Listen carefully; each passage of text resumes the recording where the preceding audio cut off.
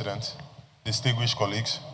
Thank you, Mr. President, for giving the opportunity to Cross River South to contribute to this very extremely important motion. My name is Asuquo, Senator representing Cross River South.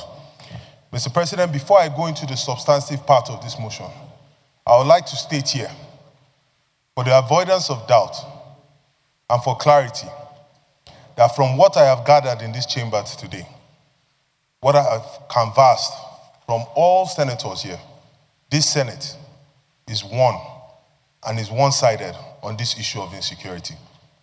All 109 members of this Senate are on the same side, irrespective of tribe, religion, ethnicity, party, state of origin. And this Senate is committed to resolving this insecurity that has plagued this nation for over a decade. Mr. President, on to the substantive matter, the motion from Senator Ashiru. He mentioned various things during his motion, but three things stood out. One was when he selected or pointed out the local vigilante to commend them. Distinguished colleagues, security enforcement is most partly about intelligence gathering. Gathering of intelligence, analysis of intelligence, and disseminating this very intelligence. The local vigilantes are the grassroots. They live amongst the people. They dwell amongst the people. They live in rural areas and in forest communities, hunters, etc., farmers.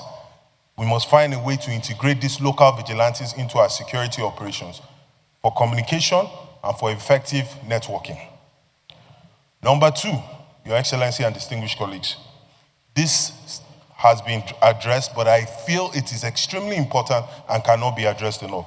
We as a Senate must identify and communicate to the people that elected us to be their voice. That part of the report that states that military personnel were withdrawn from that school in Kebbi, we must identify who gave the command and why, and that must be made public to the Nigerian people.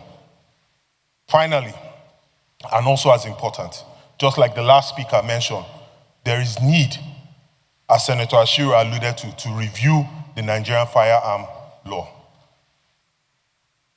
We must get back to our people who elected us to represent them and find out their feelings on this.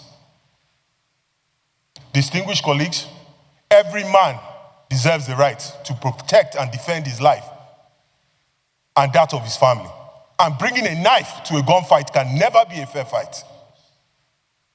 We must discuss this, we must get back to our people. Mr. President, these are the three observations I would like to lay here. I rest my case. Thank you, sir.